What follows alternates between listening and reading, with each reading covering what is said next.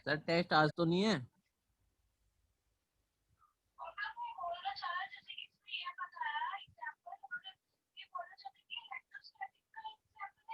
Hello sir.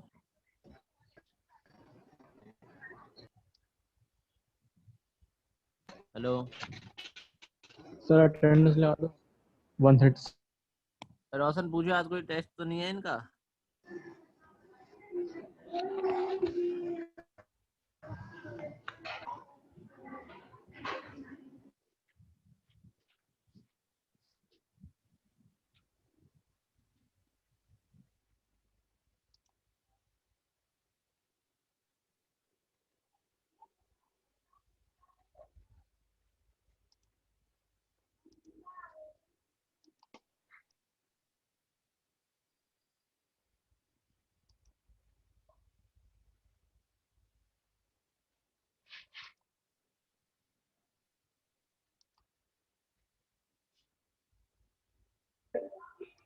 Manoj sir.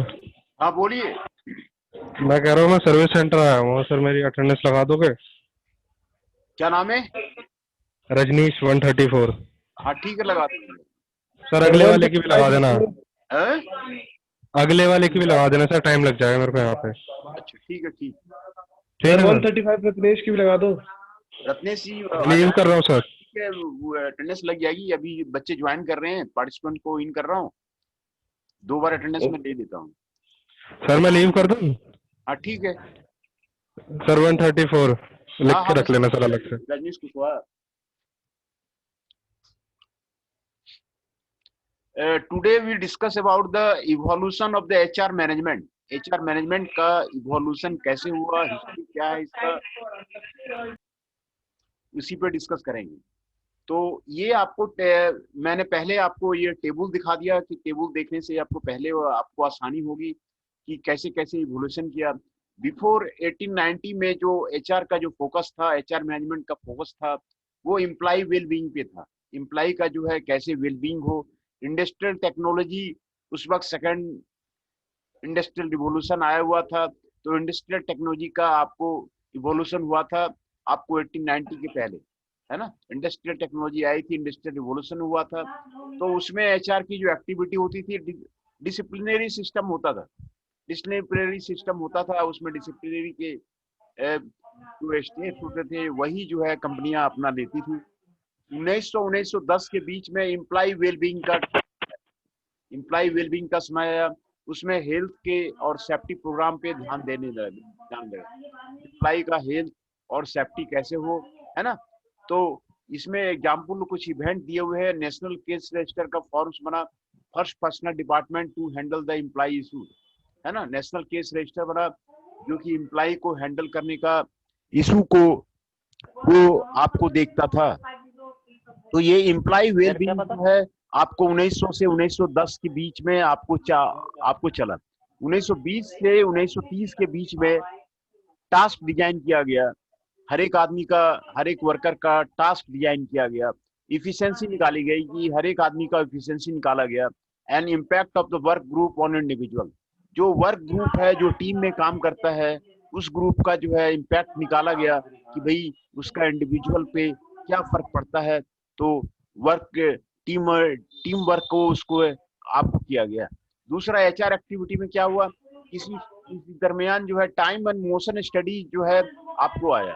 Time and motion study क्या है, work study है ना। वो हर एक एक्टिविटी का मोशन निकालते हैं और उसका फिर टाइम डिसाइड करते हैं, ये टाइम एंड मोशन स्टडी है।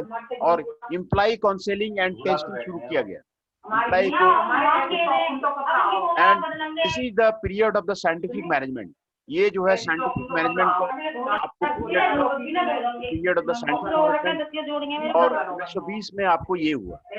1930 unionism of the work place हुआ, यूनियन जो है बनने लगे, मेजर लेबर रिलेशन बनने लग गया, और यूनियन जो है आपको वर्क प्लेस में बनने लगे। और मेजर लेबर लॉ जो है इस दरमियान पास किया गया for the human resource management के लिए, जो है लेबर लॉ पास किया गया। कम्युनिकेशन प्रोग्राम किया गया, एंटी यूनियन कैंपेन किया गया, personal become staff support and operational line units, ये आपको है ना। लेबर लॉ जो है आपको पास किया गया, वैगनर एक्ट पास किया गया, नेशनल लेबर रिलेशन एक्ट पास किया गया, नोरिस लॉ गुरिडा एक्ट पास किया गया। ये सारे आपको लॉ जो है किया गया 1930 से 1940 के बीच में। Different type of the law for the labour and union बनाया गया, सभी कंपनियों में यूनियन बना। ये 1930 के आसपास की घटना है। 1940 में एम्प्लॉय बेनिफिट एंड कंपनसेशन पर ध्यान दिया गया। एम्प्लॉय को बेनिफिट मिले, उसको कंपनसेशन मिले, उसको वेज कैसे इंक्रीज हो, कॉस्ट ऑफ लिविंग एम्प्लॉय का कैसे इंक्रीज हो, पेंशन कैसे मिले उसको मिले, हेल्थ कैसे मिले, एंड अदर बेनिफिट्स प्लान कैसे मिले। तो पेंशन का टाइम जो 1940 में था, अभी आप देख रहे हैं कि पेंशन को खत्म कर दिया गया। पेंशन जो एम्प्लॉय को मिलता था, गवर्नमेंट एम्प्लॉय को भी, वो भी आपको खत्म कर दिया गया। तो आपका वेज कैसे इंक्रीज किया जाए, कॉस्ट लिविंग कैसे किया जाए, है ना। तो इसमें आपको एग्जांपल दिए हुए, जनरल मोटर्स ने यूनाइटेड वर्क के फर्स्ट किया, वो इसमें एम्प्लॉय बेनिफिट्स का और कॉम्पेंसेशन का बात जो 1940 से 1950 के बीच में हुआ। 1950 से 1960 के बीच में रिलेशंस पे ध्यान दिया गया, स्पेशलाइज्ड पर्सन फंक्शन पे ध्यान दिया गया, ट्रेनिंग एंड डेवलपमेंट पे ध्यान दिया गया, ट्रेनिंग एंड डेवलपमेंट पे ध्यान दिया गया। Separate division for the personal establish, अलग से जो है एक पर्सनल जो है डिवीजन एस्टैब्लिश किया गया for recruitment. Hello, good morning sir. हाँ, good morning. For the benefits पे आपको लेबर रिलेशन एस्टैब्लिश किया गया, ट्रेनिंग एस्टैब्लिश किया गया। और ये Hawthorne study from the human relation, ये जो है ध्यान दिया गया। ह्यूमन रिलेशन पे, एम्प्लॉय रिलेशंस पे, रिलेशनशिप मैनेजमेंट पे आपको ध्यान दिया गया, जिससे कि सर अटेंडेंस ले लो सबकी पहले। अभी ज्वाइन कर रहे हैं बच्चे। अच्छा, अभी 10 ही आए हैं। Good morning sir. 10 ही बच्चे आए हैं, ठीक है, ले लेता हूँ। अभी 10 ही बच्चे आए हैं, ज्वाइन कर रहे हैं, सारे भी ज्वाइन कर रहे हैं, मैं ले लेता हूँ। ठीक है।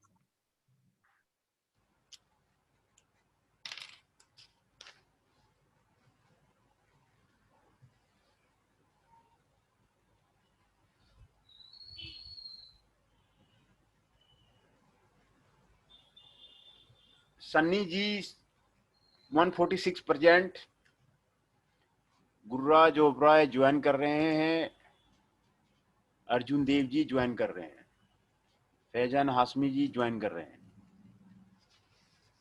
अनुराग 161 एल,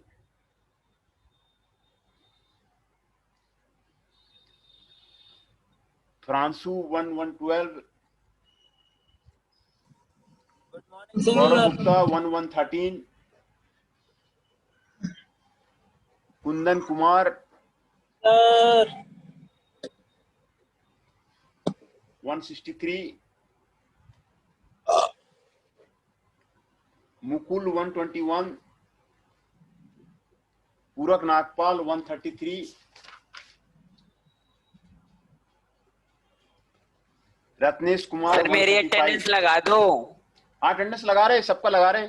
सौरभ 145, योगेश की लगा दो ना सर पहले। योगेश का लगा दिया 167, गुरुराज ओबराय फैजान लगा दिया है। लगा दिया है, ओके।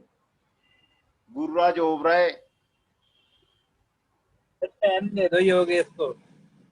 फैजान हाशमी, तू ले ले फैजान, देख तेरे को बोल रहे हैं सर। अनुराग 161, अर्जुन देव 104,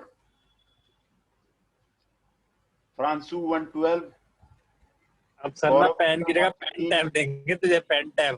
कुंदन कुमार 163, पेन टैब ले लियो तू। मुकुल 121, तू लेगा पेन टैब। पूरक नागपाल, फैजान, रत्नेश, सौरभ फैजान आपको सुनाई दे रहा है, कंफर्म करें। सौरभ 145, गुरुराज ओबराय ये ज्वाइन कर लिए। तो वो क्या 2 दिन की गोली दे के चला गया, वो क्या नाम है उसका, अमित गुप्ता। ओए रिकॉर्डिंग हो रही है। कौन सुनता है मैं recording? जो अटेंडेंस है वो सबका मैं बोल देता हूँ। गुरुराज ओबराय, सौरभ 145, रत्नेश 135, पूरक फैजान सर से लीव कर सकते हैं हम। 133, मुकुल जी 121, कुंदन कुमार जी 163, गौरव गुप्ता जी 113, फ्रांसू जी 112, अर्जुन देव जी 104, अनुराग 161, 146, सन्नी, योगेश जी 167, फैजान हाशमी जी 1111। तो ये 13 फैजान हाशमी पार्टिसिपेंट्स अभी पूछो। आए हैं। 13 पार्टिसिपेंट्स का अटेंडेंस। फैजान हाशमी पूछो सर से। क्या हो गया? तो कैसे इवोल्यूशन हुआ एचआर मैनेजमेंट का, वही हम लोग जो है स्टडी कर रहे थे। और ये एम्प्लॉय रिलेशंस जो है आपको आया 1950 से 1960 के बीच में। एम्प्लॉय रिलेशंस पे काम होने लग गया। ट्रेनिंग एंड डेवलपमेंट जो है सेपरेट डिवीजन पर्सनल डिपार्टमेंट का इसी टाइम में आपको सब जगह सेटअप किया गया। और जो है एम्प्लॉय लेबर रिलेशंस को वैल्यू दिया गया, ट्रेनिंग दिया गया, जाना जरूरी समझे लगा। और फिर जो है ये आपको ह्यूमन रिलेशन मूवमेंट जो है आपको बेटर जो है उस वक्त आया। 1950 में आपको वो आया। 1960 में एम्प्लॉय पार्टिसिपेशन आया कि भाई एम्प्लॉय का जो है किसी कंपनी में काम कर रहा है उसका पार्टिसिपेशन होना चाहिए, एम्प्लॉय का इन्वॉल्वमेंट होना चाहिए। मैनेजमेंट बाय ऑब्जेक्टिव आया, क्वालिटी सर्कल्स आया, सेंसिटिविटी ट्रेनिंग आया। क्वालिटी सर्कल भी आपको 1960 में जापान में आपको पहली दफा यहाँ पे क्वालिटी सर्किल जो है वो आया। जो है मैनेजमेंट बाय ऑब्जेक्टिव जो है 1960 में आपको थ्योरी दिया गया। ये सारे जो है एप्लीकेशन पीटर ड्रूस के inspiration of the practice of management books में आपको लिखा गया है एम्प्लॉय पार्टिसिपेशन का, है ना। तो गवर्नमेंट इंटरवेंशन जो है 1970 में आया। एम्प्लॉय का क्या राइट्स इशू है now regulated by the discrimination के बाद द्वारा किया गया। इक्वल अपॉर्चुनिटी आया, सेफ्टी एंड हेल्थ के बारे में आया और बेनिफिट नॉर्म्स के बारे में आया, है ना। तो यूएस सुप्रीम कोर्ट में एम्प्लॉयमेंट डिस्क्रिमिनेशन केस चला। तो ये आपको गवर्नमेंट इंटरवेंशन 1960 में आया। और 1970 में आपको गवर्नमेंट इंटरवेंशन आया। 1980 में एम्प्लॉय रिकॉग्निशन एंड डिस्प्लेसमेंट आया। 1980 में एम्प्लॉय रिकॉग्निशन, एम्प्लॉय को रिकॉग्नाइज किया गया। उसमें एनरिचमेंट ऑफ द एम्प्लॉय का knowledge, skills, attitude, job rotation, formulation of the integrated task terms, ये आउट प्लेसमेंट, ये कॉन्सेप्ट जो है आपको 1980s में आया, है ना। और विलियम ओची जो है theory Z examines the applicability of the Japanese employment practice to the western company. इसने जापानीज का जो टेक्निक था एम्प्लॉयमेंट का वो वेस्टर्न कंपनी में उन्होंने लागू किया। तो 1990 में changing the demographics to workforce technology आया।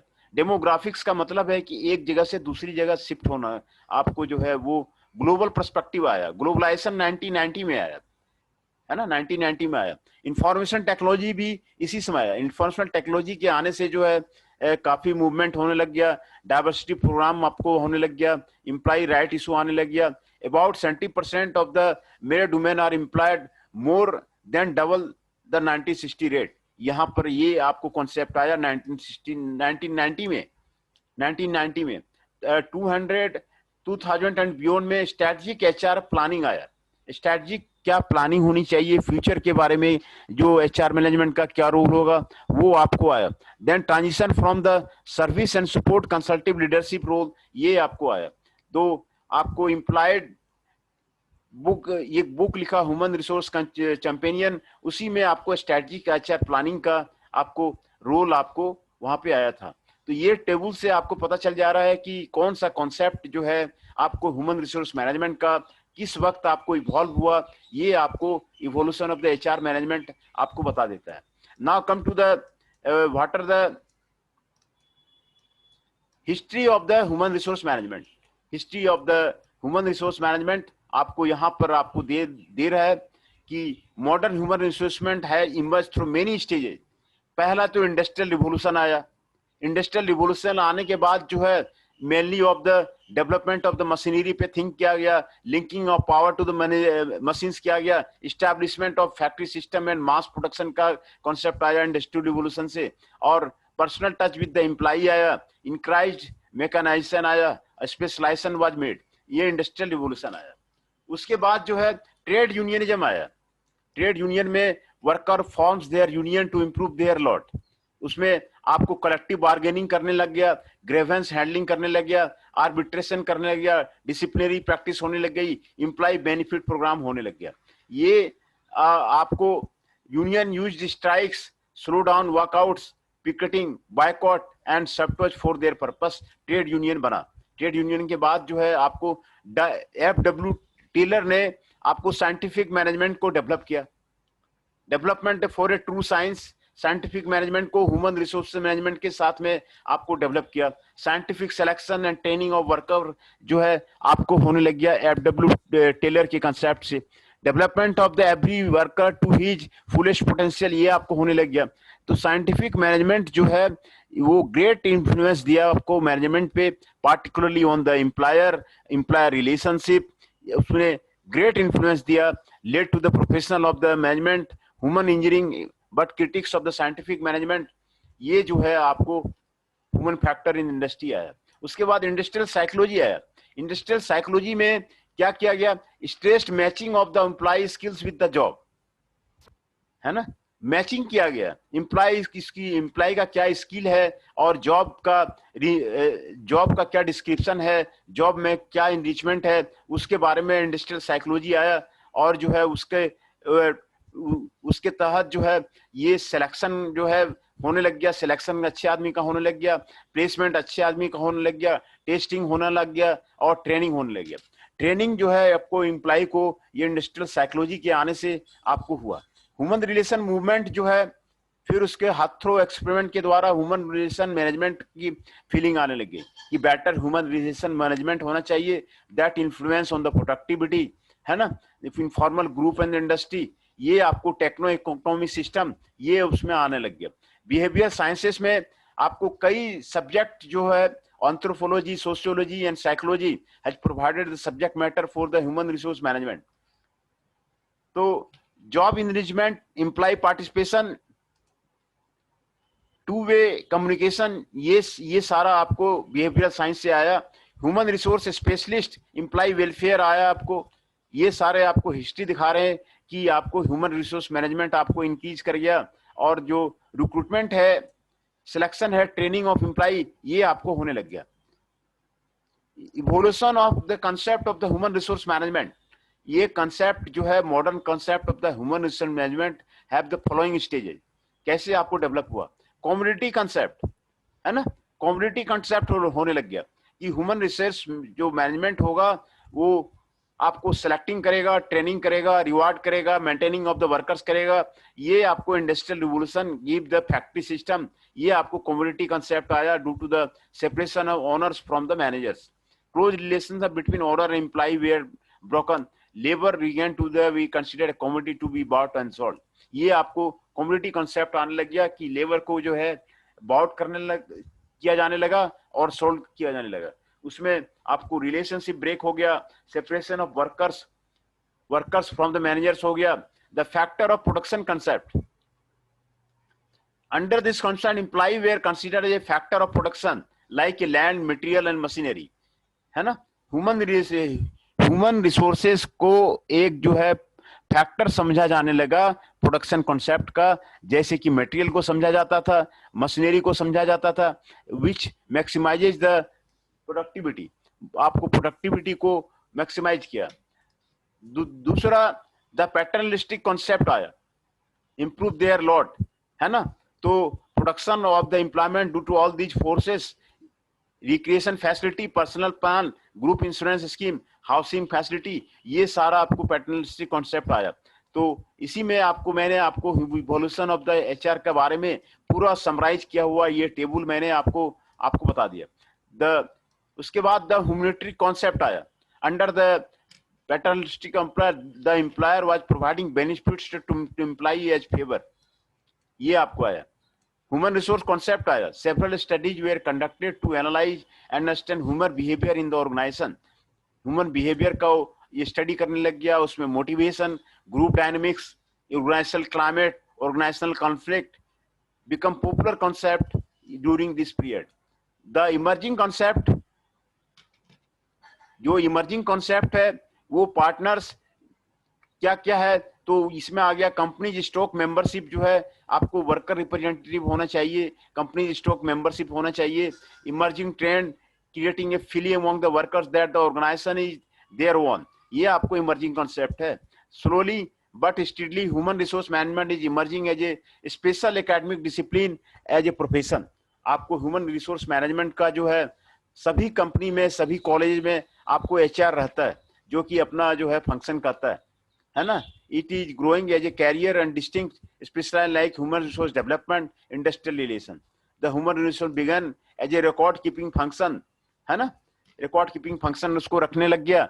and later administration of the labor agreement become its main task, then it become the corporate consensus seeker under the traditional approach, ये आपको हो गया। तो growth of the HRM, evolution of the HRM, ये आपको यहाँ पर इस कॉन्सेप्ट से आपको क्लियर हुआ। इंडिया में जो आपको हुआ वो आपको यहाँ पर आपको बताया गया है, ये कैसे जो है एचआरएम प्रैक्टिसेस इन इंडिया आपको डेवलप किया गया है।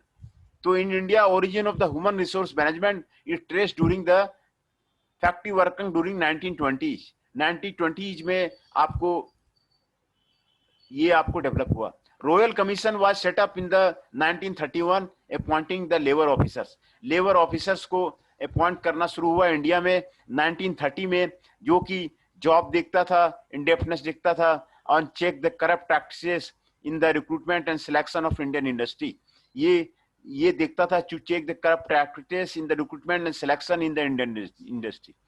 फिर फैक्ट्री एक्ट 1948 बना, made it mandatory for the work factory for employing 500 और मोर वर्कर्स, जहां पे आपको होगा तो वहां पे वेलफेयर ऑफिसर्स जो है आपको रखना आपको जरूरी बताया गया, फैक्ट्री एक्ट बना।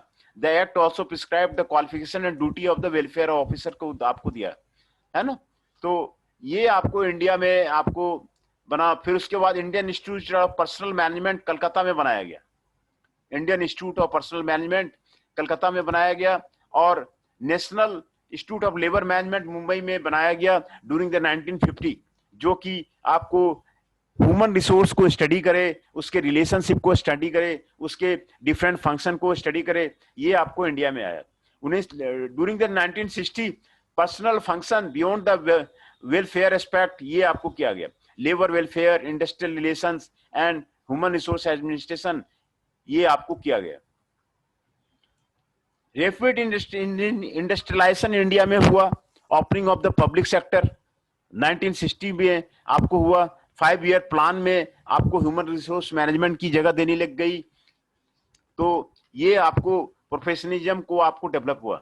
In the 1970 concern for the towards the higher efficiency and the change in the human resource manager was visible during the 1980s due to new technology and other environmental changes।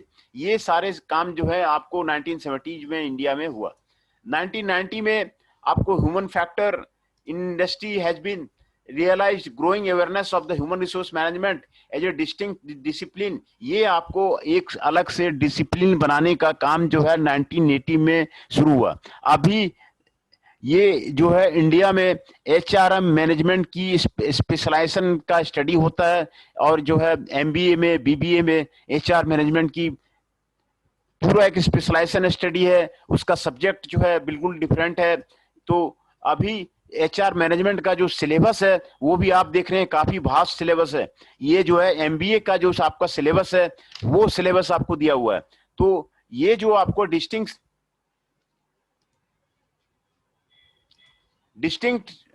Discipline, एक discipline HR management का establish किया गया, और सभी business को schools में, business colleges में HR management का स्पेशलाइजेशन के लिए अनेक जो है सब्जेक्ट को डिसाइड किया गया और उसके लिए आपको पढ़ाई किया गया। तो एचआर मैनेजमेंट का ये स्पेशलाइजेशन बहुत ही इंपॉर्टेंट है for to get the study, for the study of the employ relation आपको रखना बहुत जरूरी है, इंडस्ट्रियल रिलेशन आपका रखना बहुत जरूरी है, लेबर वेलफेयर आपको होना बहुत जरूरी है, लेबर एडमिनिस्ट्रेशन होना बहुत जरूरी है, personal management and finally human resource management, human relations, ये होना जरूरी है। पर्सनल मैनेजमेंट और एचआर मैनेजमेंट, कल मैंने आपको डिस्टिंक्शन मैंने बताया था। एचआर मैनेजमेंट को ब्रॉड सेंस में देखा जाता है, पर्सनल मैनेजमेंट को थोड़ा उसको नीचे देखा जाता है, उसमें सिर्फ रिकॉर्ड वगैरह कीपिंग किया जाता है। तो एचआर मैनेजमेंट आपको ब्रॉड सेंस में देखा जाता है, वो आपको नैरो सेंस में पर्सनल मैनेजमेंट का, आपको पर्सनल मैनेजर का, ह्यूमन रिसोर्स मैनेजर का, वो आपको कल मैंने आपको डिस्टिंक्शन बताया हुआ था। तो इंडिया में कैसे ये आपको डेवलप हुआ, इवोल्यूशन कैसे हुआ, तो 92 to 1940 के बीच में इसमें शुरुआत हुई इंडिया में, है ना। लीगलिस्टिक शुरुआत हुई, कई लॉ वगैरह बने, स्टेचुरी लॉ वगैरह बने, और ये स्टेटस क्या था, क्लर्कियल स्टेटस था। 1940 से 70 में आपको स्ट्रगलिंग फॉर रिकॉग्निशन आने लग गया, टेक्निकल एंड लीगल इश्यूज को स्टडी करने लग गया, है ना, पैटर्नलिज्म को स्टडी कर लिया, एडमिनिस्ट्रेटिव पावर मिल गया। 1940 से 97 के बीच में इंडिया में एडमिनिस्ट्रेटिव पावर मिल गया ह्यूमन रिसोर्स डिपार्टमेंट को।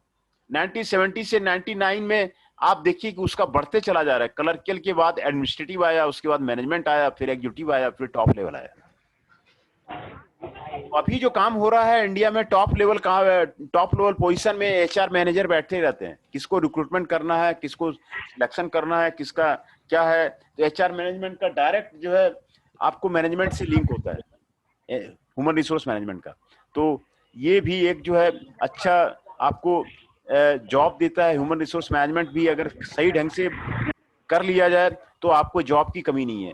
1970 से 1990 में आपको सोफिस्टिकेटेड टेक्निक आया, इम्पर्सनल एंड प्रोफेशनलिज्म आया, रेगुलेटरी कॉन्फॉर्मेंस आया, और ये मैनेजमेंट के रोल में आपको आने लग गया।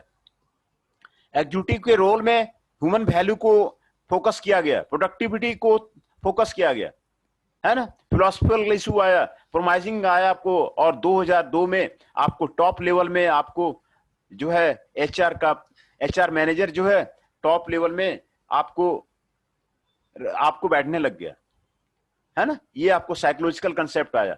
तो ये आपको इवोल्यूशन ऑफ द आपको एचआरएम था, आपको कहां से आपको इवॉल्व किया है, ये हिस्ट्री आपको एचआरएम का यही आपको जो है आपको बताता है, ये आपको बताता है ना। ये evolution of the HR management आपको इंडिया में कहां से लागू हुआ। तो पहला जो है 1920 में फैक्ट्री वर्कर्स का वेलफेयर के लिए ह्यूमन रिसोर्स मैनेजमेंट लगाया गया। 1931 में Royal Commission on the labour बना, for the appointment of the labour officers के लिए जो उसका बना, और उसमें सभी to check the corrupt practices in the recruitment and selection in Indian industry, ये आपको किया गया है ना। वेलफेयर ऑफिसर बना। और फैक्ट्री एक्ट जो है 1948 में आया, and it become mandatory for factories employing 400 और more workers to appoint welfare officers. ये इसको अपॉइंट के लिए आपको जरूरी कर दिया गया है ना। और उसके बाद जो है Indian institute of personal management Calcutta में एस्टैब्लिश किया गया। 2 प्रोफेशनल बॉडीज एस्टैब्लिश किया गया 1950 में। And national institute of labour management Mumbai आपको 1950 में आपको एस्टैब्लिश किया गया। इसका ह्यूमन रिसोर्स की स्टडी करने के लिए, उसके लेबर रिलेशन के स्टडी करने के लिए 1950 में स्टडी किया गया। 1960 में ये personal function beyond the welfare aspect हुआ, और major area of the practice labour welfare, industrial relation, human resource administration, ये सारे complementary parts of the human resource management आपको लागू हुआ 1960 में। 1970 में HRD become a major issue. HRD अभी भी देखते हैं गवर्नमेंट में एक मिनिस्ट्री आपको HRD के पास में रहता है, ह्यूमन रिसोर्स डेवलपमेंट। कैसे जो है इंडिया का ह्यूमन रिसोर्स डेवलपमेंट को ठीक किया जाए, सभी का जो है शिक्षा कैसे दिया जाए, कैसे जो है उसका ट्रेनिंग दिया जाए, कैसे उसका डेवलप किया जाए, ये एक जो है एक मिनिस्ट्री है। ह्यूमन रिसोर्स एक मिनिस्ट्री है, तो HRD मिनिस्ट्री है, वही सारा डिसीजन लेती है कि क्या क्या होना चाहिए इंडिया के अंदर में, है ना। During the 1980s due to a new technology और environmental changes human resource development become a major issue, है ना। तो ये हेलो सर, हाँ बोलिए। अटेंडेंस लगा दी? हाँ अटेंडेंस मैं फिर से दोबारा आपको बता देता हूँ कौन कौन आए हुए हैं। पवन जी 127 आए हुए हैं।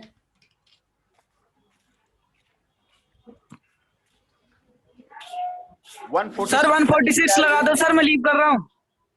आकाश गुज्जर जी 102 आए हुए हैं। अनुराग 161 एल आए हुए हैं। दीपक 110 आए हुए हैं। सर 146 लगा दो, मैं लीव कर रहा हूँ। 146 की लग गई है, आप क्यों लीव करोगे? क्यों सर, टाइम नहीं हुआ सर? अभी टाइम है, अभी 10 मिनट टाइम है। फ्रांसू ओके सर, ओके। गौरव गुप्ता 113, कुंदन कुमार 163, निखिल 122,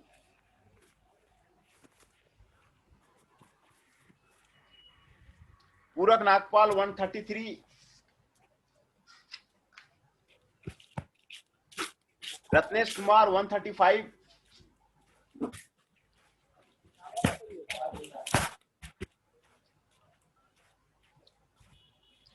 फैजान हाशमी 1111, गुरुराज ओबराय, हिमांशु 117, योगेश 167। मैं अटेंडेंस फिर से सबका आपको बता देता हूं। योगेश 167 एल,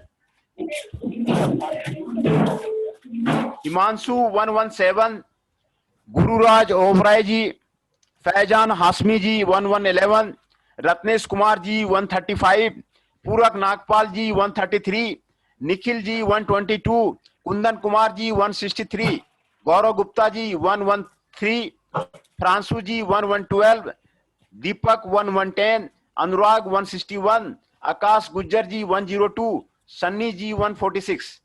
ये सारे आज प्रेजेंट हैं।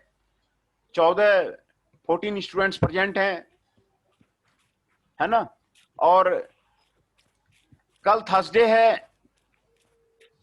थर्सडे में ह्यूमन रिसोर्स मैनेजमेंट का पीरियड में आपको MCQ टेस्ट लिया जाएगा।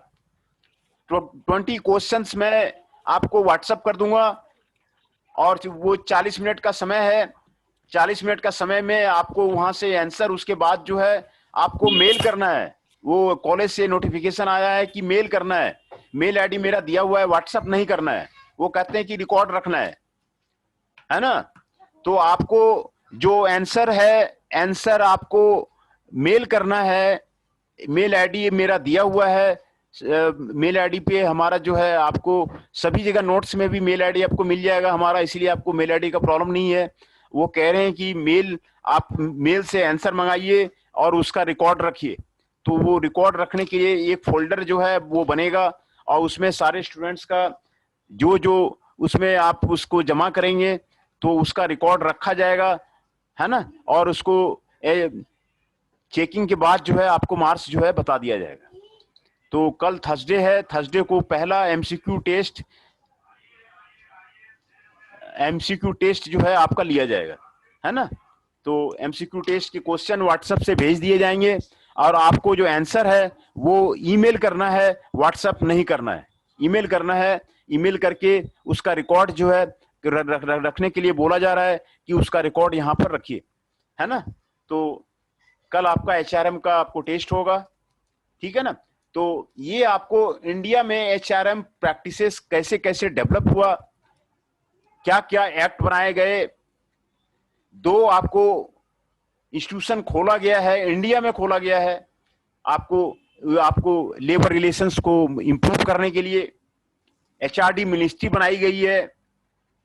और ये सारा हुआ रैपिड इंडस्ट्रियलाइजेशन की वजह से। रैपिड इंडस्ट्रियलाइजेशन हुआ, पब्लिक सेक्टर काफी खुलने लग गए, उसके वजह से ये जो है आपको ह्यूमन रिसोर्स मैनेजमेंट पे ध्यान देना लगा।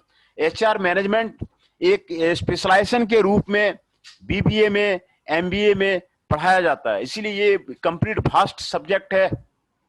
और आप देख रहे हैं कि जो है इस पे काफी ध्यान दिया जा रहा है आपको एचआर मैनेजमेंट में। तो ये आपको इंडिया में ग्रोथ का था और ये सारे कंसेप्ट फेजेज आपको दिए हुए हैं। ये वर्ल्ड में ग्रोथ का आपको दिया हुआ है, इवोल्यूशन ऑफ द एचआर, कैसे कैसे आपको इवॉल्व किया, कहां पर कौन सी थ्योरी एचआर कहां फोकस हुआ, एचआर एक्टिविटी क्या क्या होने लग गई, और कुछ एग्जाम्पल जो दिए गए हैं आपको यहाँ पर दिए गए हैं। वर्ल्ड लेवल पे जो है आपको दिया गया है यहाँ पर कि कैसे कैसे जो है इवोल्यूशन हुआ, है ना। तो ये आपको यूनिट 1 का टॉपिक है, evolution of the human resource management, वही मैंने आज आपको कराया। तो आप यहाँ देख सकते हैं, आपको बिफोर 1890 से आपको डिसिप्लिनरी सिस्टम आपको बना था एचआर एक्टिविटी में, वो इंडस्ट्रियल रिवॉल्यूशन के बाद हुआ। इंडस्ट्रियल रिवॉल्यूशन हुआ, उसके बाद जो है एचआर फोकस शुरू हो गया। 1900 से 1910 के बीच में एम्प्लॉय वेलबींग हुआ और हेल्थ एंड सेफ्टी प्रोग्राम हुआ। National cadet cash register NCR first personal department handle के लिए आपको नेशनल कैश रजिस्टर बना, है ना। 1920 में आपको इफिशिएंसी निकाली गई। Impact of the work group क्या क्या था, टाइम एंड मोशन स्टडी उस वक्त आया, गिलबर्ट का टाइम एंड मोशन स्टडी आया।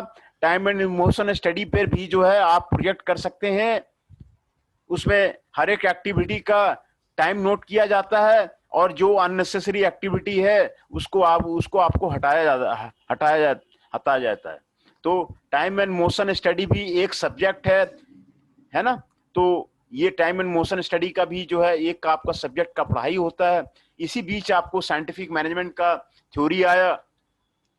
तो unionism of the work place यहाँ 1930 में शुरू हुआ, लेबर लॉ पास हुआ, यूनियंस बने, है ना, यूनियंस बने, स्टाफ सपोर्ट आया और मेजर लेबर रिलेशंस के बारे में कौन कौन सा एक्ट बना ये भी यहाँ पर आपको दिया हुआ है। ला गोल्डा एक्ट बना, नेशनल लॉ रिलेशन एक्ट बना, वागनर एक्ट बना, ये सारा आपको दिया हुआ है।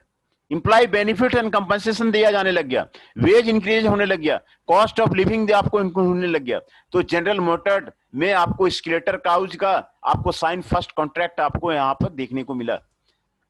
1950 में इंप्लॉय रिलेशनशिप की बात हुई, ट्रेनिंग एंड डेवलपमेंट दिया जाना चाहिए, रिक्रूटमेंट का सही ढंग से अपनाना चाहिए, लेबर रिलेशंस को सही अपनाना चाहिए, ट्रेनिंग बेनिफिट्स ये सारे आपको यहाँ पर आपको हुआ। उसमें हाउथॉर्न स्टडीज में आपको ह्यूमन रिलेशंस इंप्रूवमेंट और वाइड स्प्रेड एप्लीकेबिलिटी का आया।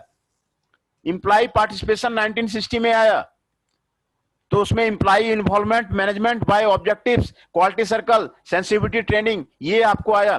पीटर डरकर्स का encyclopedia finds wide spread applicability, 1970 में आपको गवर्नमेंट इंटरवेंशन का रूल आया, equal opportunity safety and health, ये आपको आया है ना। ये आपको यूएस सुप्रीम कोर्ट में एम्प्लॉयमेंट डिस्क्रिमिनेशन का केस चला, एम्प्लॉय रिकॉग्निशन डिस्प्लेसमेंट, ये enrichment of the employ knowledge skills ability, job rotation, formation of integrated task, ये सारा आया। विलियम ओची थ्योरी आया है ना। जापानीज का जो एम्पावरमेंट आपको एचआर प्रैक्टिसेस लगा वो वेस्टर्न कंपनी ने एडॉप्ट किया। ये आपको बताता है कि जापानीज जो है शुरू से ही आगे रहे हैं किसी काम में, है ना। क्वालिटी सर्किल भी जो आपको जापान में ही बना है। तो जापानीज जो है Japanese person becomes the leader in the world.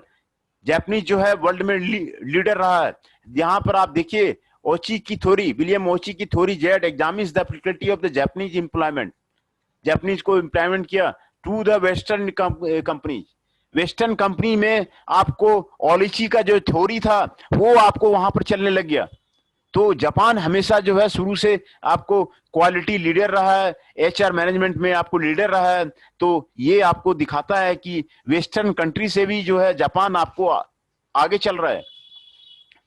दूसरा, changing demographics two of workforce technology, आपको ये आया, डाइवर्सिटी प्रोग्राम्स आया, एम्प्लॉय राइट इशू आया, ग्लोबल पर्सपेक्टिव आया, इंफॉर्मेशन टेक्नोलॉजी इसी 1990 में आया। उसी से ह्यूमन रिसोर्स इंफॉर्मेशन सिस्टम काफी बिल्डअप हुआ।